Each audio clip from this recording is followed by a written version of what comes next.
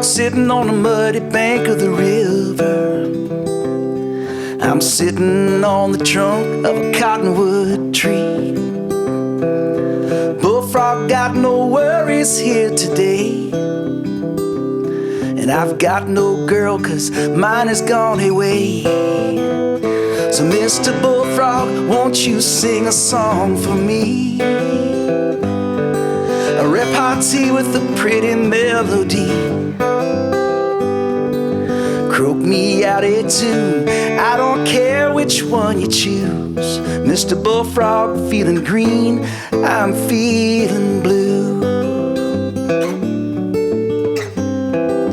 Bullfrogs in the cattails catching flies, and I'm laying with my hands behind my head. Cool mud on Bullfrog's belly feels real good, and that woman makes me feel misunderstood. So Mr. Bullfrog, won't you sing a song for me? A repartee with a pretty melody.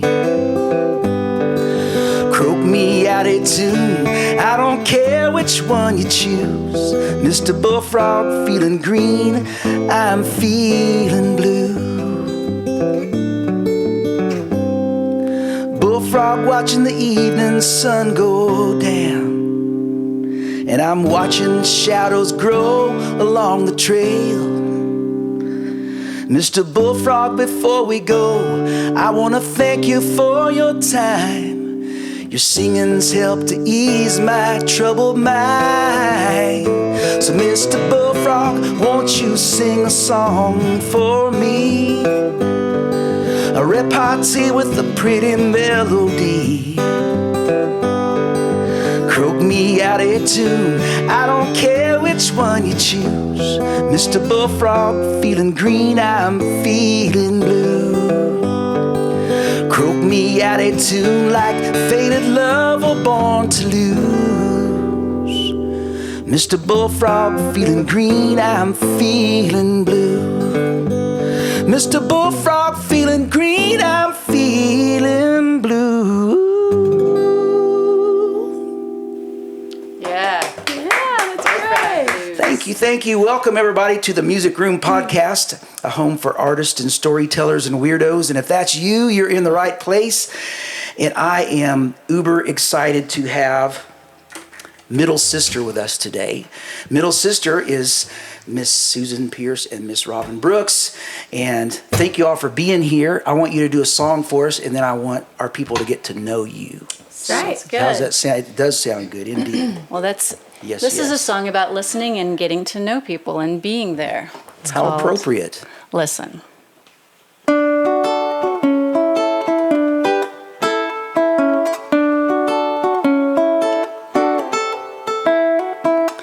You make me happy, baby, when you're near me. It's an emotion that I cannot hide. I love the way you listen to my stories. Want to be there by your side, 'cause just to be near you, just to be near you, just to be is all I need. Just to be near you, just to be near you, just to be near you, and know you're near to me. I wanna know which little thing you're thinking. I wanna hear the words you do not say. I listen with my heart when you're speaking. Just let me into your world. Just to be near you, just to be near you, just to be near you is all I need. Just to be just to be near you, just to be near you, and know you're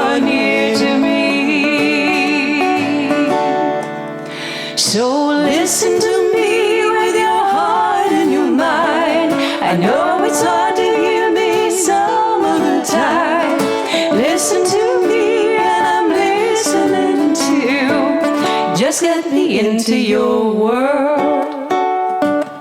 You got me walking on the cloud now, baby. You got my head up in there too. Makes no difference what we're doing or not doing, want to do or not do with you. Just to be you, just to be near you, just to be near you is all I need. Just to be near you, just to be near you, just to be near you, and know you're near to me. Just to be near you, and know you're near to me. Yeah. Yeah. Very Thank nice, you. y'all. And you wrote that one. Is that one you wrote? Or? I did write that one. The germ of that idea was a conversation with a friend of mine who professes that the purest form of intimacy is conversation and communication. And I kind of add to that just being there, just being in someone's presence. And it makes me think of when my youngest was a little bitty guy. And we had a gathering and we were partying, and he turned to my mom and he said, "Can I just stay with you, Graham?"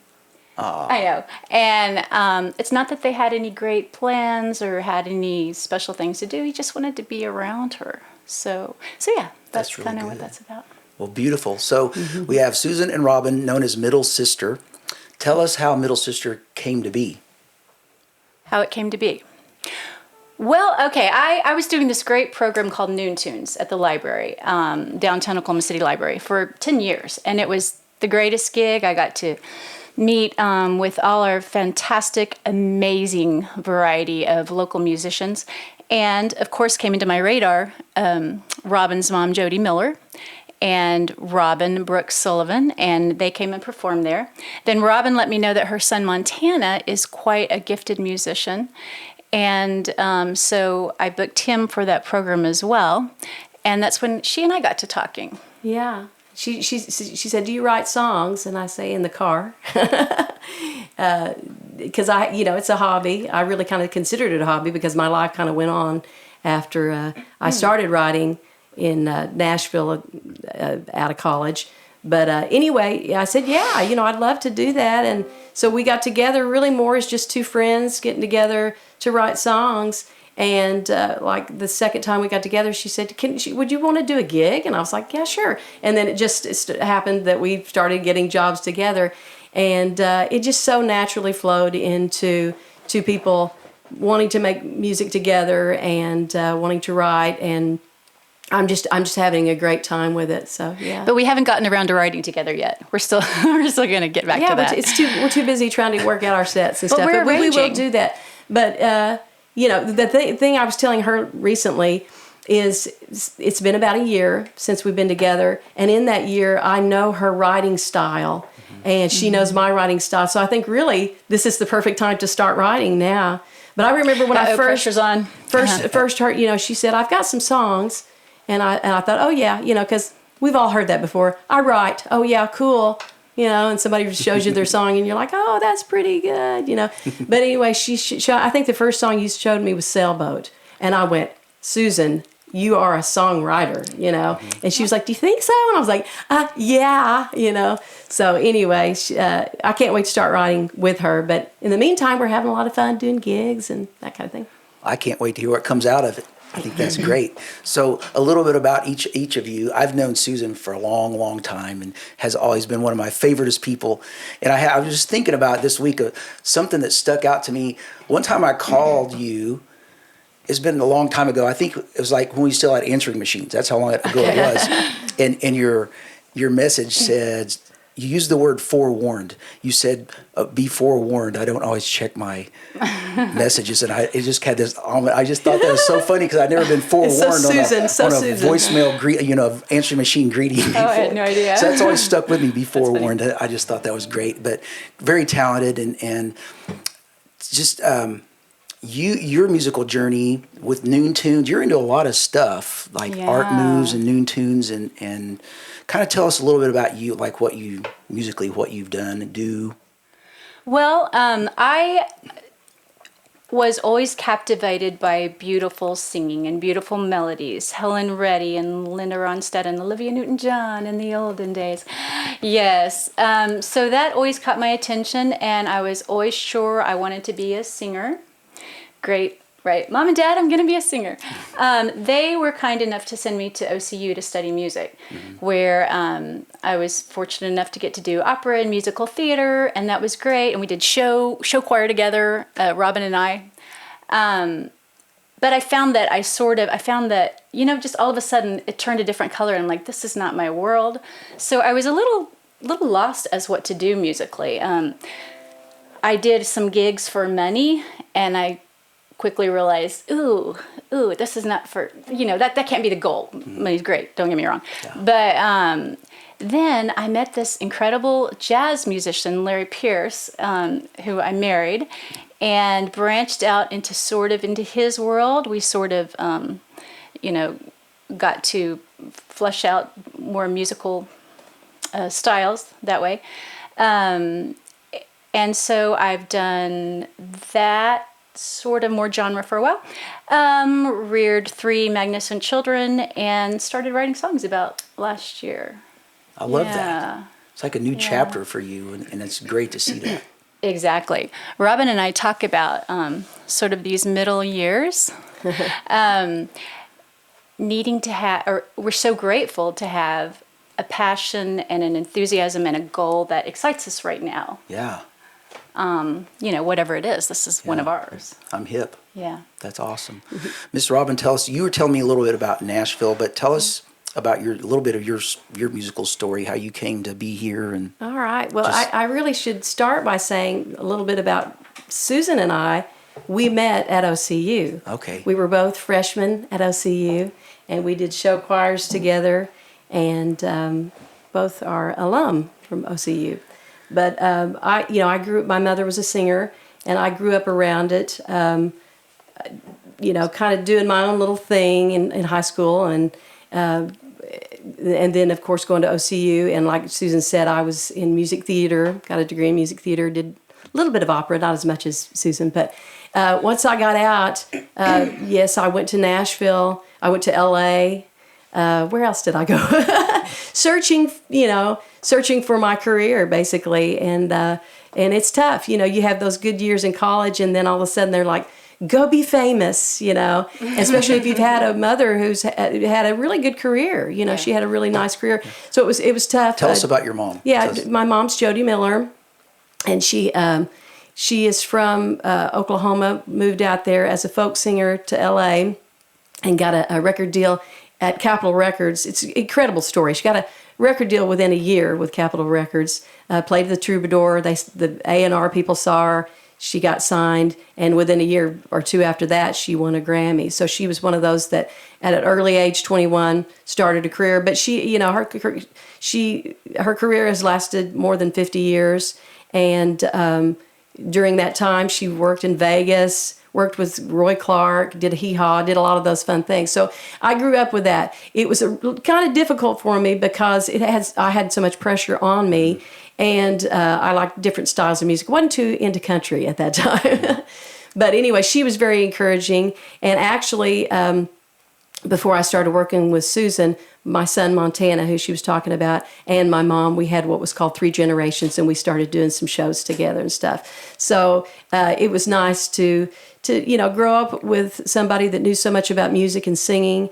I idolized her, great singer, but also to go and do my own thing and then come back around and work with her again. But so once I got out of college and I went to Nashville, kind of worked there, I came back and I worked in television. I worked at Remington Park as a reporter there, and did commercials. So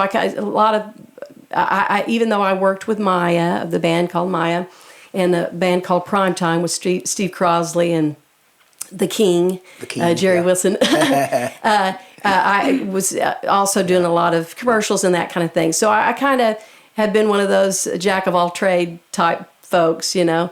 But really, music has always been that's been where my heart is, and I always wanted to write and that kind of thing. So what's nice now is to join up with Susan and really be able to do really what I want to do, which is sing my own songs, and that's kind of what she wants to do too.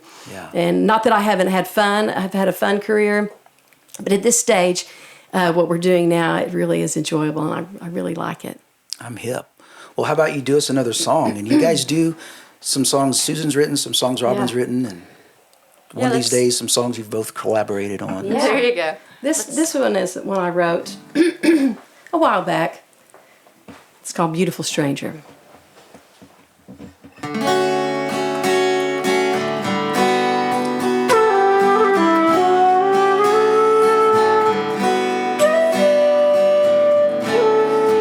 I can't believe my eyes, so why should I trust my heart?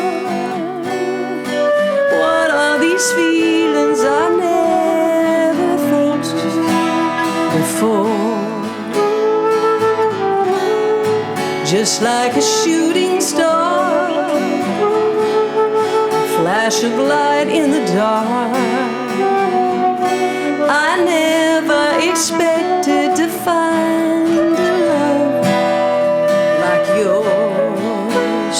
Who are you, beautiful stranger? You're a mystery, and you got me where I just can't explain. How could someone that I just met become someone I can't live without? I can't live without you, beautiful stranger.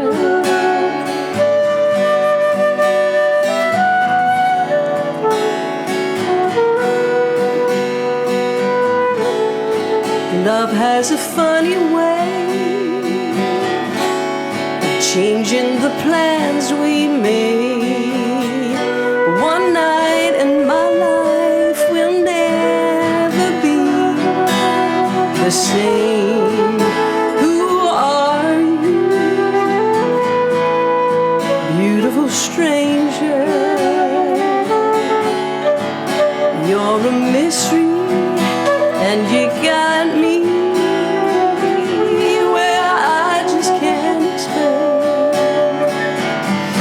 How could someone that I just met become someone I can't live without? I can't live without you, beautiful stranger.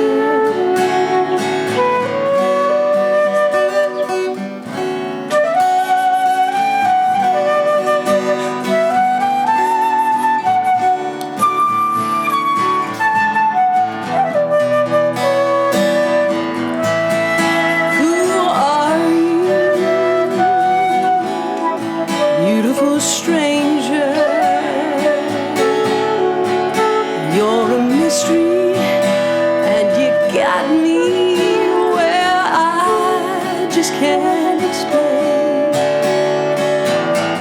How could someone that I just met become someone I can't live without? I can't live without you, beautiful stranger. Love has a funny way of changing the plans we've made. Very nice. I love that. That's great. I love your voice too. Thanks. Yeah, that sounds great. And of course, I've been a Susan fan for decades now. So Oh, likewise. Thank you. let's talk about songwriting for a minute. So specifically, you were talking a little bit about moving to Nashville, writing with other people, and the fact that the cool part about that is that when you collaborate with someone, you come up with something that's better than either one of us could have come up on our own. And so when you write these days, how does that happen? I mean, a lot of people that's always the question: is it the words first? Is it the music first? What's your take on that? Well, in my extensive songwriting career, I found that I've gotten ideas walking, maybe driving the car, and then what did we ever do without the telephone or the iPhone? The voice memo, Record right? it Yeah. and then get back to it and expand on it. No, I like the way that direction is going, and yeah, that's how I do it. So it's usually, I think it's always a lyric with me, and it often comes with music, for better or for worse, with a melody. Maybe not a great melody, but yeah, that's kind of how I start. How about you? Mine has evolved in different ways, you know. For me first, the songwriters that I knew said, you got to have a hook, you know. So it was one of those things where, you know, somebody would go, she walked outside backwards yesterday. Oh, that's a song, you know, so no, which it isn't. But, you know, you're always trying to find the funny hook, the hook. Mm-hmm. And so that's kind of how I started writing, is I would just try to find a hook and then write around the hook. Then it kind of evolved into, what am I feeling? How do I express how I'm feeling?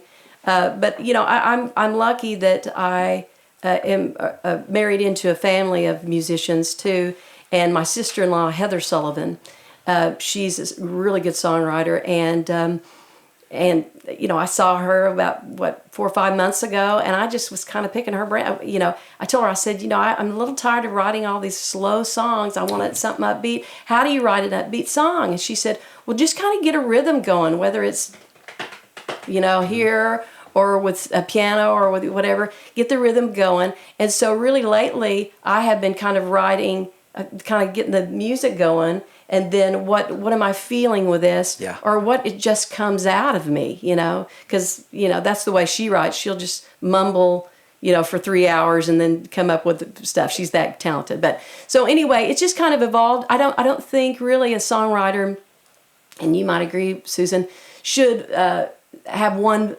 technique or one way of writing. They should just be open to whatever their heart feels, and that, you know, because that's when the songs are good, is when you really can tell that person feels that, you know. And like with your song, I loved your song, you know. Thanks. because it really you could feel the heartbreak, but it was clever and it entertained me. It made me, I caught myself smiling the whole time, you know. So, and that's with Susan's songs too.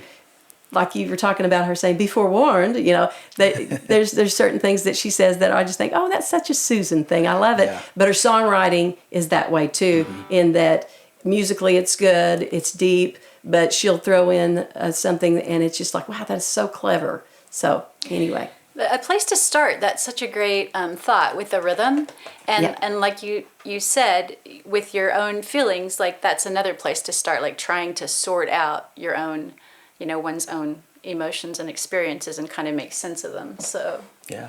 those are good places to start. So when you write songs, do you tend to finish it rather quickly, or does it haunt you for decades like some of mine do? Do they morph as you go along? Do you evolve Yes. them and rearrange in a little bit? Oh, absolutely. Yeah, yeah. Or it starts off as, you know, I have this musical idea, and then years later I'm starting to write a song, and I realize, oh, that fits this. Oh, Yeah. nice. But I have ideas that have just been percolating for decades, and I'm thinking I need to finish these before I die, you know. And Yeah, you don't have to. you don't have to. No. Yes, unwritten You may songs not. I may not. That's okay. Unwritten songs, they stay unwritten, but yeah. So how do you have them on paper? Do you have them recorded? How do you get back to them without them being? See all those yellow pads right there? See those notebooks and yellow pads? That looks intimidating. That's part of it. And then Yeah. this box up here, notebooks, Yeah. journals, it's there. It's on Okay. barf bags from airplanes Yeah. and envelope flaps and cocktail napkins. And All right. now it's all voice memo. Plenty to pull from. And if somebody ever got a hold of my phone and listened to those, they'd think this guy, you know, needs to be institutionalized, I think, because I don't know. What about you? Do you write quickly, or do you have songs that take years? Well, I try to finish them. And not take them too seriously. That's one thing, That's right? a good tip right there. But Don't you know take it what? too What I did seriously. the other day was I was trying to finish this one, and I was like, man, why can't I be? And so I was just kind of, like guitar players do. I was like, man, why can't I finish this song? And then all of a sudden, I just started, I was like, hey, that's cool. And then a thought came, and I wrote another song, the whole thing, quickly. Yeah. And didn't finish the other song, but within being frustrated and just kind of playing along on my guitar, the other one came. So, but I think it's like anything else. Sometimes you have a really good day, and then sometimes you have a flat tire. Some days you have a flat tire. Yeah. So I think you just got to keep pushing on. If another idea or song comes along, great. If you finish a song within an hour, but you can't finish another one within a year, that's all right. It is. Just do it. I think the thing that was best for me was I got to work at Pride Publishing, not work there, but work with the songwriters there. But they clocked in, I would get there right when, 8 o'clock when they'd get there, but they would clock in and they would sit down, and it was for them to finish that song within that day. And so their way of doing it wasn't, oh man, I wish I could figure out that song from a year ago. No, it was like, do I want to get paid today? We're going to finish this song, And so, but what I've noticed with them is they were so used to finishing it that it was like they were in shape. So maybe that's the thing. It's just kind of pushing yourself to always try to finish, and you'll get in shape to where maybe you'll get these things done. Robin's sound like very a organized. I sound like a grandma, great. don't I? No, that's a great word. That's a really good Yeah. word. Finish it, and also whoever said, don't take it too seriously. We were doing this little songwriting workshop with some friends of mine, and my friend Dave's daughter was there. Her name's Madison, and the last line, we needed a last line, and she said, this song is finished because it's just about right. Yeah. There it is. I try to think of something deep, and meaningful or clever. Well, I was one of my songs that I wrote with a guy by the name of Tony Harold in Nashville. We spent all night trying to figure something out, and finally he said, "You know what? There's nothing to say that hadn't been said." Sounds familiar. There we go. Yeah. So that's the first line of the song that we did. But yeah. I mean, it's just simple, right? Mm-hmm. And that's Yeah. one of her songs. Is Simple. She's got a song called Simple. Simple. It's just great. It is simple is good, and simple's deceptively difficult to do sometimes. I think. Yeah. To simplify something, Right. For me, it's easier to complicate something than it is to simplify it. And I've been, just with my writing, I tend to come across as clever too much, so I'm trying to scale that back because clever's it's kind of like Tabasco sauce. You got to know when to use it and when not to, and just be where it comes across more genuine than clever. Not hide behind it. Yeah, or hide behind it, or whatever the case may be. So let's switch gears here. I know that you all have both traveled, playing music, and just that in itself brings up a lot of stories. So do you have any fun road stories or bizarre things that have happened on the way to a gig or at the gig on stage, either stage stories or road stories? I'm quite sure Robin has many more road stories than I do, but one springs to mind. This great friend of ours, my husband who's deceased, we had a little gig handed to us by this wonderful young man, and I think we were filling in for him. And it was, 40, 50 miles south of Oklahoma City.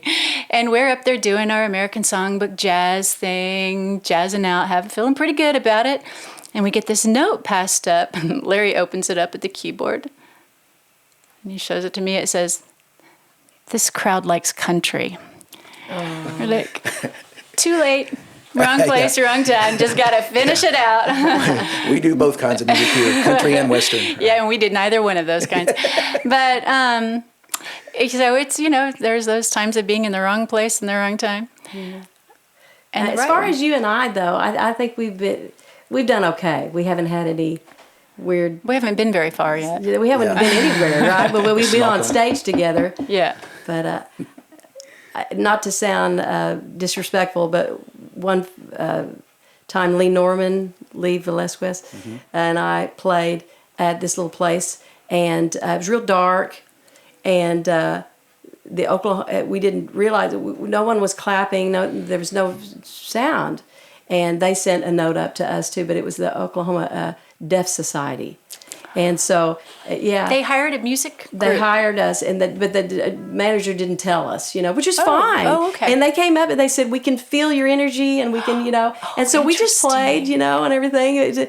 But Lee and I just kind of looked at each other. We had been through a lot because we had a duo for a while, and everything. But, it was cool. It was one of those things you just play for everyone, everything. So Yeah. I sang so well that night. That is very cool. You got to do that. Yes. I was thinking of road stories the other day, and it seems like I have my friend Dave. They always seem to happen when Dave Dolphin, if you're listening, it's you, buddy. But whenever he's traveling with me is when weird stuff seems to happen, just getting to gigs. And so we were heading to Texas. So Dave and my guitar player and me, this is probably 20 years ago. This was before cell phones. I know that, however long that was. I think we were driving past the town that you referenced. Okay. And we got in the van, and I forgot to get gas because we were listening to Roy D. Mercer. Do you remember Roy D. Mercer? The guy, they would prank call into people, and he, these guys from a radio station in Tulsa. Okay. Well, anyways, it was hilarious. So he would prank call these people and get them all riled up, and, and then... It was always somebody's about to get an ass whooping, and is that kind of they get everybody riled up. So, so we were listening to Roy D. Mercer, and I forgot to get gas, and so then the van started running out of gas, and I'm like, doing the wheel back and forth just to get off the exit ramp, and it was kind of out in the middle of nowhere, and there's this farmhouse with all these pickup trucks around it. I thought that, and so exactly, yeah, and so I walked up to the farmhouse. And I grew up on a farm, so I don't think about this, but I also didn't count that I had real long hair all wazzed out. So I walked in, and there were all these guys in there, and it was a homing pigeon club. Convention. Yeah. Of sorts. Different. So I had to talk to them and say I just ran out of gas, and so the guy said, "All right, I'll take you into town," but he wouldn't let me in the cab of his truck. He made me ride in the back of his truck. And so we're going to town, and my guys were standing by the van, and they saw this. They said, you went by, and there's Matt in the back of the truck, and I didn't have a cell phone to call him. No idea. And then an hour later he comes back with gas. Oh, gee. That was Did you make the gig? That's a visual. We made it was the day before. We were just driving, so thankfully we got there later, but it worked out. But I guess I'd never encountered a pigeon racer, and humming never pigeon. Counted one of you, evidently. Evidently they did. And I was trying to tell them, guys, really, I grew up on a farm, but they weren't buying it. They weren't buying it. So it's fun. So if you ever. We always think that being on stage and what you see on stage, that's the glamorous, fun part. But just getting to the gig oftentimes is its own story in and of itself. Yeah, it takes a lot of work. I don't think people realize the work that goes before and after a job, Mm-hmm. And, right. Yeah. The dirty underbelly. The dirty underbelly of the music business. Well, it has been awesome having y'all here. I've been excited all week. So thanks for being here. And Robin, I'm glad I finally got to meet you and hear you guys do your thing. Tell our people where they can find Middle Sister. All right, social media, Divya. All right. Divya. So we have a Facebook page, Middle-Sister Music. Don't forget the dash, Middle-Sister Music on Facebook.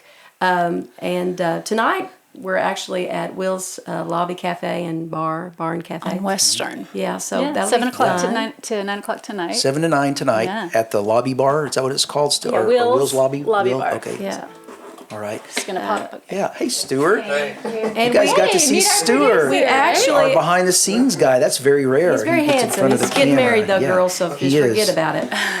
We're gonna be. We are booked at the Laurie Beachman Theater in New York in May. May 30. And we're hoping that we'll get there.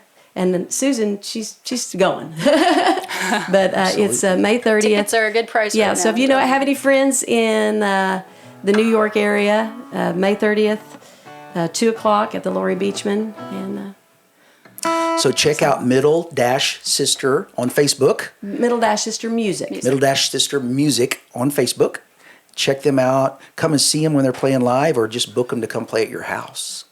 So how about You you bet. leave us with a song? Would you be so kind as to do that Do you for need your us? capo on this? Delighted to. I do need my capo on this. Too bad I didn't Bring bring it over here. He's got one. You Bless just you. clip it down like that and tighten it up. Number 2. All right. Thanks, Matt. Well, you are prepared for anything. His is so cute, isn't it? Let's loosen it up a smidge here. This capo is awesome because You it's may walk out with smaller. this. Yeah. Is that about That's right perfect. there? Let's Yes. tighten it up and get it where it'll. So this is a song called "Carry You." Is that good? Check it out and make sure it sounds no buzzes or anything. Is it all good? Sounds great. Thank you. Yeah. Carry You.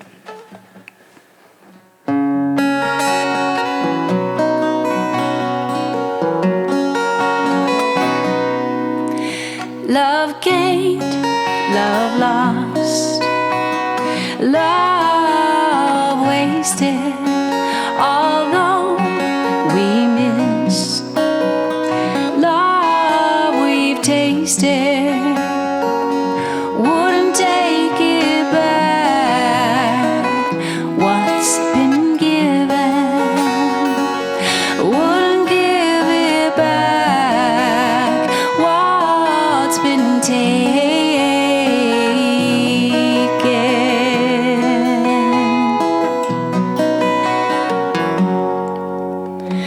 Poignant and bittersweet, the secret stories once confessed, left in a messy wake. We find the gold and leave the rest. Love gained, love lost, love wasted, although we miss love we've tasted. Wouldn't take it back, what's been given. Wouldn't give it back, what I've taken.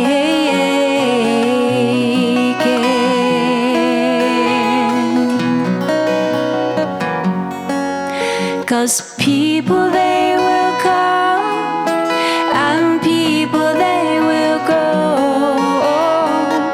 but they never do go far. We carry them within our heart. Yes, we carry them around with us the rest of our life. Carry them around with us the rest of our lives. Now we go to find our equilibrium, our happy middle ground. We live and laugh and love, and this whole world will keep on turning round. We will live and love, and this world will turn round. We will live and love, and this world will turn around.